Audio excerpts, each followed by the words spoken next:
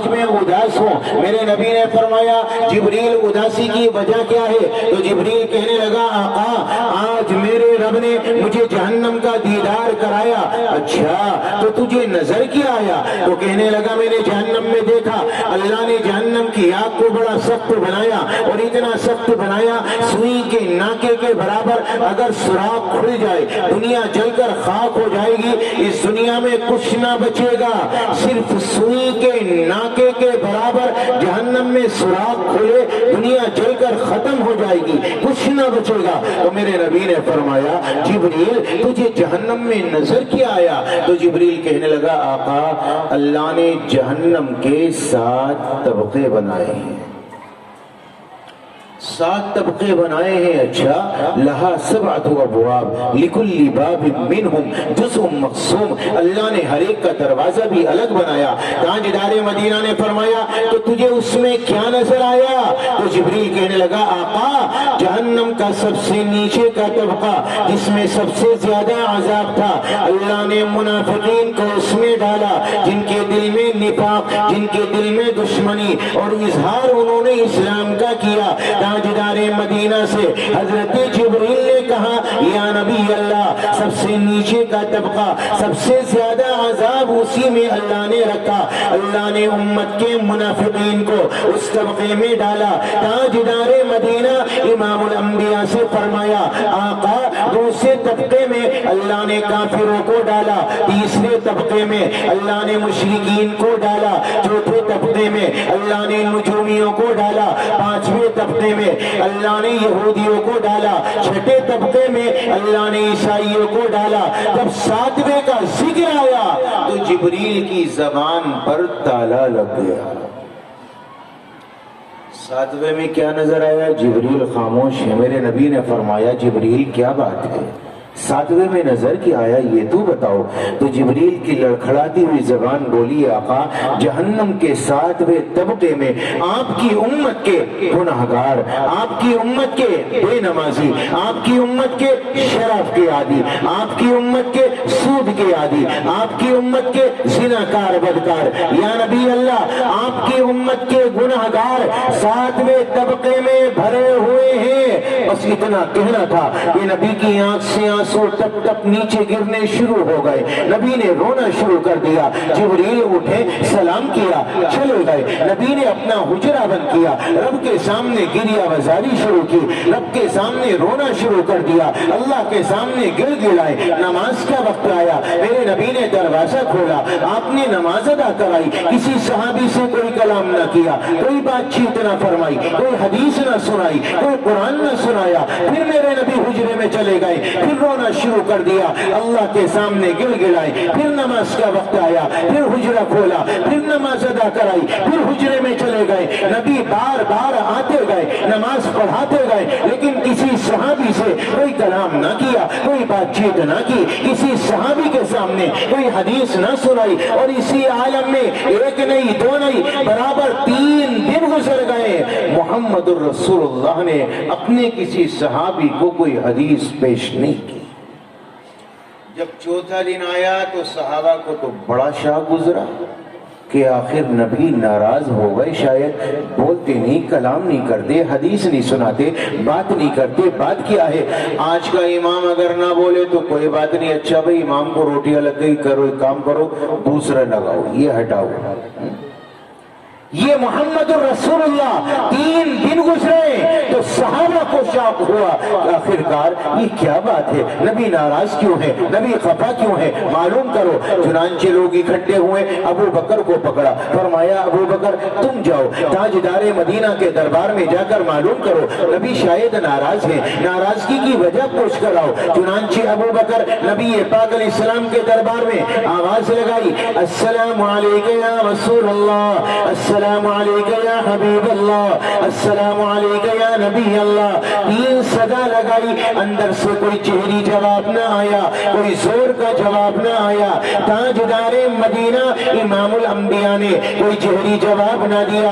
ابو بکر آنکھ میں آنسو لیے مجمع میں چلے آئے، رونا شروع کر دیا اور یہ کہنے لگے شاید ناراضگی مجھ سے ہے، نبی نے میری آواز کو سن کر اپنے دروازے کو نہیں کھولا۔ لوگوں نے کہا رک جاؤ، عمر کو بھیجو، عمر دل کا قوی ہے۔ حضرت عمر کو روانہ کیا، حضرت عمر پہنچے اور جا کر سلام کیا، السلام علیکہ یا رسول اللہ، السلام علیکہ یا نبی اللہ۔ 3 صدا لگائی، 3 مرتبہ سلام کیا، کوئی جہری جواب نہ آیا۔ عمر بھی واپس چلے آئے، لوگوں نے کہا سلمان کو بھیجو، سلمان نے کہا علی کو بھیجو، علی نے کہا فاطمہ کو بھیجو۔ حضرت فاطمہ اٹھی، حسن کو لیا، حسین کو لیا، دروازہ کھٹکھٹایا، فرمایا ابا میں فاطمہ، ادھر حسن بول پڑے ادھر حسین بول پڑے، نانا جان ہم حسن و حسین ہیں۔ اب دروازہ نہ کھلے یہ کیسے ہو سکتا ہے؟ جنتی نوجوانوں کے سردار جی حضرت حسن و حسین نے جب کہا، آقا نے دروازہ کھولا، فاطمہ کو اندر لیا، پیشانی کو بوسہ دیا، حسن و حسین کو گود میں اٹھایا، فرمایا بٹیا تو کیوں چلی آئی؟ مجھے بتاتی میں چلا آتا۔ کہنے لگی نہیں آقا آج میں آئی نہیں ہوں، صحابہ کا جمع غفیر مجھے آپ کے دربار میں لے کر آیا ہے۔ فرمایا اچھا کیا بات ہے آقا، آپ ان سے ناراض کیوں ہو گئے، آپ ان سے خفا کیوں ہو گئے؟ میرے نبی سمجھے اچھا یہ میرے 3 دن کا الگ رہنا میرے صحابہ کے دل میں یہ بات پیدا کرتا ہے، شاید میں ان سے ناراض ہوں۔ تو میرے نبی نے فرمایا فاطمہ تم یہاں بیٹھو، آپ مسجد میں تشریف لائیں، اپنے صحابہ کو جمع کیا، اپنے صحابہ کو اکٹھا کیا اور یہ فرمایا میرے لاڈلے صحابہ، میرے پیارے صحابہ میری بات سنو، میری ناراضگی تم سے نہیں ہے، میں تم سے خفا نہیں ہوں، بلکہ معاملہ یہ ہے پیغامبر جبریل آیا تھا، اس نے مجھے بتایا جہنم کے 7ویں طبقے میں امت کے بے نمازی ہیں، امت کے شرابی ہیں، امت کے سود خور ہیں، امت کے زناکار بدکار بھرے پڑے ہیں۔ بس جب جبریل نے مجھے بتایا تو امت کے لیے میرا دل برداشت نہیں کر سکا، اور جب برداشت نہیں ہوا تو میں نے رب سے کہنا شروع کیا مولا میری امت کے گناہگاروں کو معاف کر، میری امت کے گناہگاروں کو معاف کر۔ اور میں نے یہ ٹھان لی کہ جب تک میرا رب مجھے راضی نہ کرے، جب تک میرا رب میری امت کے گناہگاروں کو معاف نہ کرے تو میں آج تو کیا میں قیامت کے میدان میں بھی اپنے سر کو نہ اٹھاؤں گا۔ یہ محمد رسول اللہ، یہ تاجدار مدینہ 3 دن تک امت کے خاطر رونے والے آج امت نے انہی کو بھلا دیا۔ 3 دن برابر آنکھ سے آنسو نکالنے والے امت نے آج انہی کو بھلا دیا۔ اما عائشہ کا بیان، رات کا وقت ہے، نبی نے نیت باندھی، زبان پر آیت آئی وَامْتَازُوا الْيَوْمَ أَيُّهَا الْمُجْرِمُونَ، قیامت کا میدان ہوگا، نیک الگ ہوں گے، بدکار الگ ہوں گے، نمازی الگ ہوں گے، بے نمازی الگ ہوں گے۔ نبی پاک علیہ السلام کی زبان پر یہ آیت آئی، نبی نے رونا شروع کیا، آپ کی داڑھی تر ہونے لگی، آپ نے رکوع کیا، آپ کا سینہ تر ہو گیا، آپ نے سجدہ کیا، آپ کا مسلح تر ہونے لگا۔ اما عائشہ میری ماں، آپ کی ماں، پوری امت کی ماں یہ فرماتی ہے جب میں نے صبح مسلح اٹھایا تو وہ آنسوؤں سے تر تھا، وہ آنسوؤں سے گیلا تھا۔ مجھے ایک بات بتاؤ، کوئی باپ ہو ایسا رونے والا؟ کوئی ماں ہو اپنی اولاد کی خاطر اتنے آنسو بہانے والی؟ ہے کوئی ماں، ہے کوئی باپ، ہے کوئی چاہنے والا سوائے محمد رسول اللہ صلی اللہ علیہ وسلم کے؟ ان کے آنسو کی کچھ تو قدر ہوتی ہے،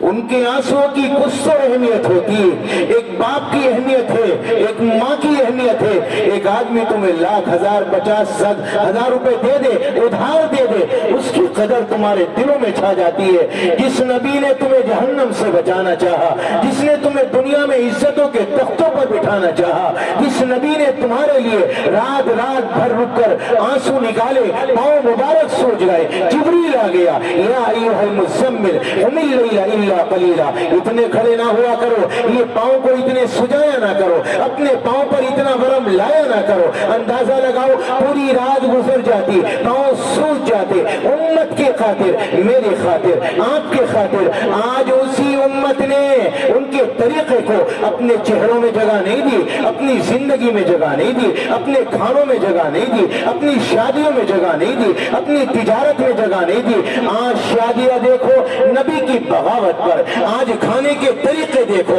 नबी के बागी लोगों का तरीका, आज चलने के अंदाज देखो नबी के बागियों का तरीका, आज पहनने ओढ़ने का अंदाज देखो नबी के बागियों का तरीका।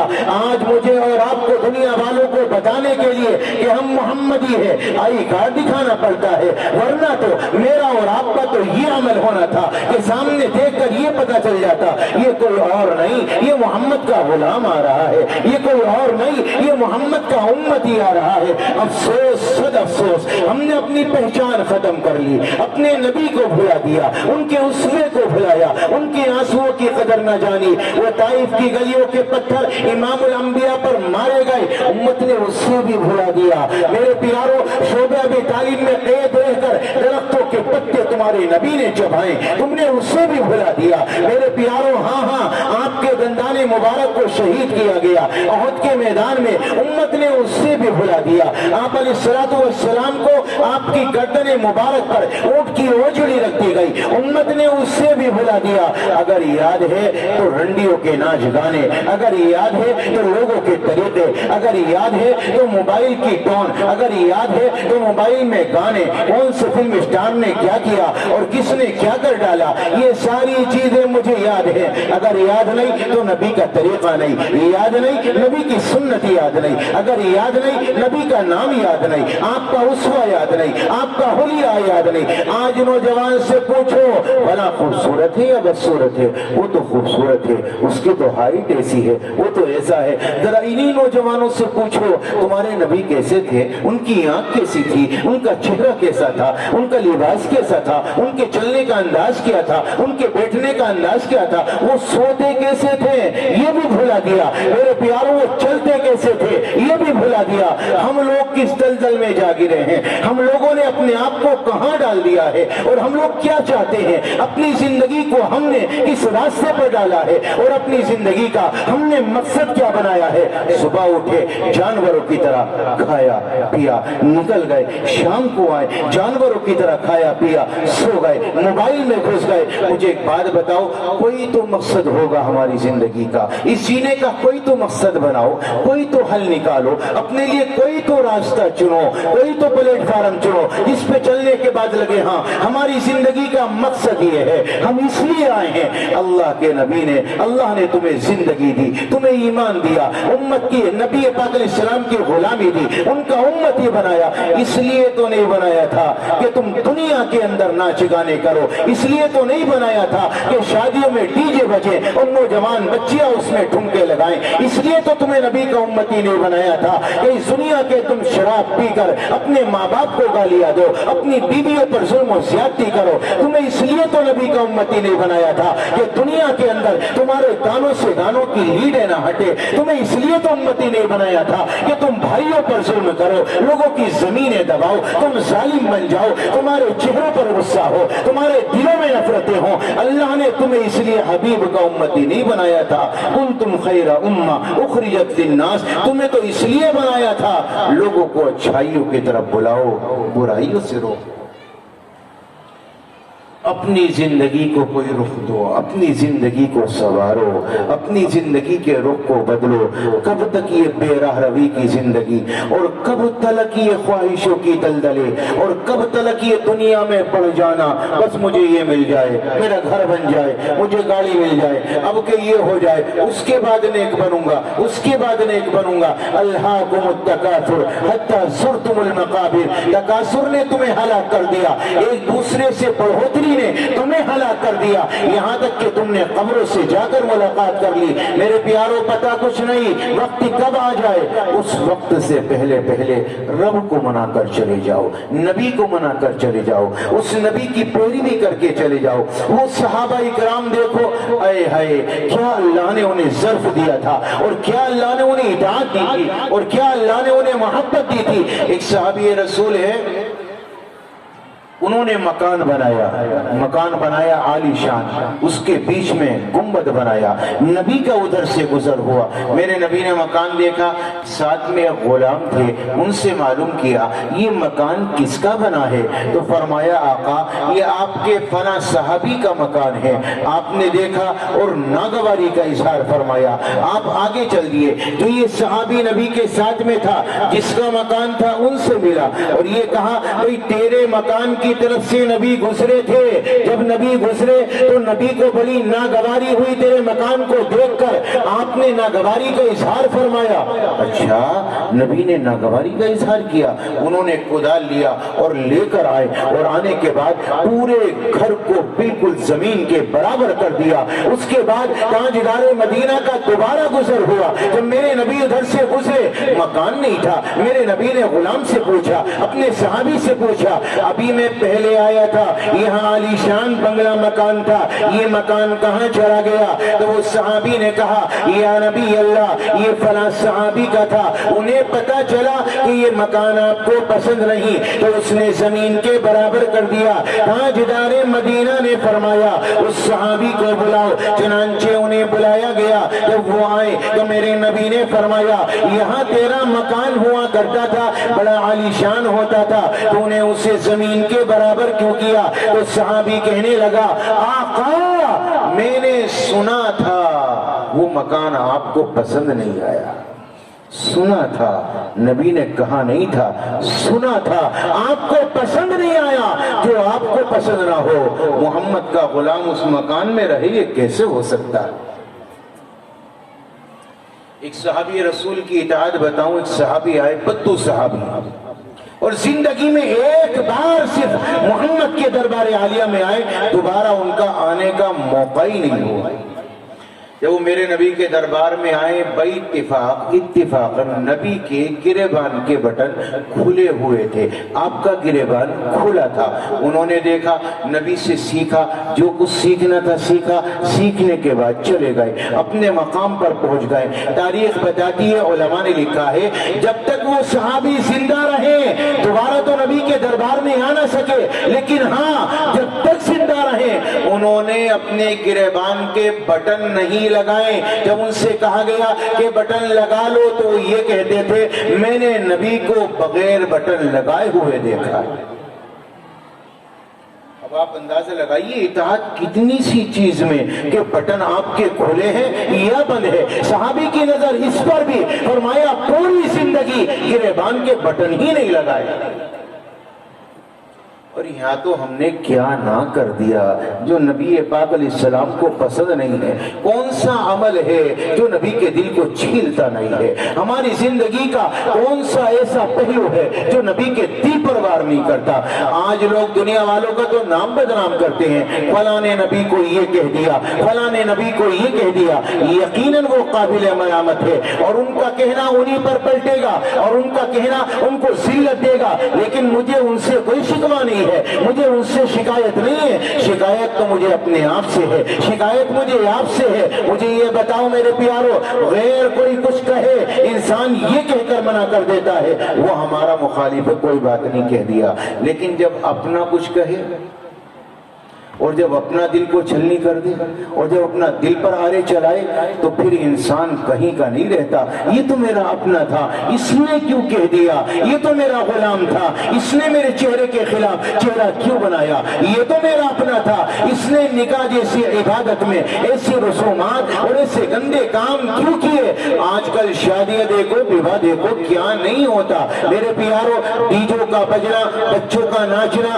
بچیوں کا ناچنا، پھر اس میں مخلوط رہنا، کسی کا بھی آنا کسی کا بھی جانا، پردے والی عورت، لیکن شادی میں سارا پردہ ختم، سب کچھ ختم میرے پیاروں، آنے والے بھی جانے والے بھی، جہاں کھانا کھلایا جائے وہاں مرد بھی عورت بھی، یہ ہم نے اپنے آپ کو بنایا کیا ہے؟ یہ شادی ہی ہو رہی ہے یا ہم لوگوں نے زناکاری کے لیے ایک پلان بنایا ہے کہ چلو بھئی آؤ اپنی آنکھوں کا زنا کرو، ایک مرد بھی کرے ایک عورت بھی کرے؟ یہ ہم نے کیا بنایا ہے؟ یہ نکاح کیا ہے، یہ ولیمہ کیا ہے، ہم نے سنت زندہ کی ہے یا رسول اللہ صلی اللہ علیہ وسلم کی سنت کی اور اللہ کے قانون کی دھجیاں اڑائی؟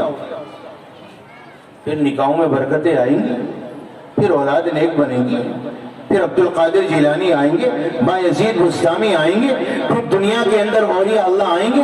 نہیں نہیں نہیں، پھر تو ناچنے والے، شرابی، جواری، ماں کا قتل کرنے والے، باپ کو قتل کرنے والے، بھائی کے قتل کرنے والے، بیوی کے قتل کرنے والے، بچوں کو مارنے والے، زناکاری کرنے والے، میرے پیاروں وہ دنیا میں جنم لیں گے، پھر اللہ والے کہاں سے آئیں گے؟ ہاں اگر شادیوں میں نیکی ہو، شادی سنت کے مطابق ہو، اگر شادیوں کے اندر اللہ اور اس کے رسول کے قانون کی دھجیاں نہ اڑائی جائے، ان کی سنتوں کو زندہ کیا جائے، پھر دیکھو اللہ شادی میں برکتیں ڈالے گا، اللہ رحمتیں ڈالے گا، اولادیں نیک ہوں گی، اللہ تبارک و تعالیٰ اولادوں کو نیک بنائے گا، اللہ فرما بردار بنائے گا، ان کی زندگیوں میں دین داخل کرے گا۔ میرے پیاروں اگر دنیا کی اولاد تمہاری دنیا حاصل کر کے اونچی ترقی پر پہنچ بھی جائے تمہیں کیا فائدہ؟ قبر میں جاؤ گے پڑھنے والے کا ثواب ملے گا، انجینئر کا ثواب نہیں ملے گا۔ میں یہ نہیں کہتا انہیں انجینئر وکیل ڈاکٹر نہ بناؤ، یہ تو بڑا ضروری ہے اس دور کے اندر،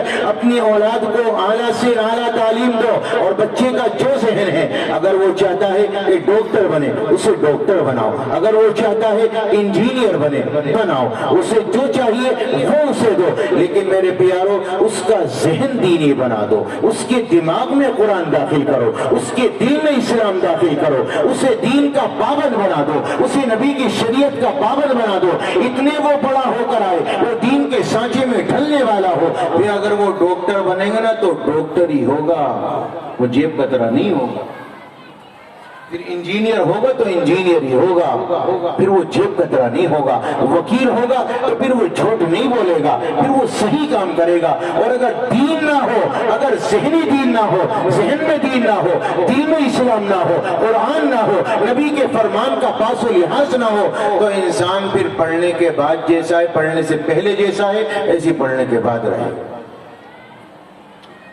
اللہ کا دین انسان کو سمجھ دیتا ہے، اللہ کی معرفت، اللہ کی خشیت، اللہ کا ڈر انسان کو سیدھے راستے پر ڈالتا ہے۔ اپنی اولادوں کو اسی راستے پر ڈالو، اپنے آپ کو سنبھالو، اپنی اولاد کو سنبھالو، انہیں دینی تربیت دو، ان کے سامنے تذکرے کرو۔ آج ہوتا کیا ہے، اولاد کو بالکل وقت نہیں دیا جاتا، 15 منٹ 10 منٹ نکالو، ان کے سامنے بیٹھ کر اللہ کا ذکر کرو۔ اگر تمہیں اللہ سے محبت ہے تم ہر جگہ ذکر کرو گے۔ اب یہ سال بھر میں جلسہ ہوا، ہفتے میں مسجد میں اجتماع ہو گیا یا جوڑ ہو گیا یا گشت ہو گیا، ہفتے میں مسجد میں بات ہو گئی، پھر گھر گئے تو کوئی تذکرہ ہی نہیں، بچوں میں بیٹھے اللہ کی کوئی بات ہی نہیں، بیوی کے پاس بیٹھے رسول کا کوئی تذکرہ ہی نہیں، قرآن کا کوئی تذکرہ ہی نہیں۔ بات تو جب تھی اگر تو اللہ سے محبت کرنے والا ہے، تنہائی میں اگر تو گیا ہے، باپ کے پاس گیا، ماں کے پاس گیا، بیوی کے پاس گیا، تو تیری زبان پر پھر بھی اللہ کا ذکر ہو، تو اس کے سامنے بھی اللہ کی بات کر، اپنے بچوں کے سامنے نبی کا تذکرہ کر۔ یہ اللہ سے محبت کی نشانی، یہ نبی سے محبت کی نشانی، انسان کی جس سے محبت ہوتی ہے اس کا تذکرہ بار بار کرتا ہے۔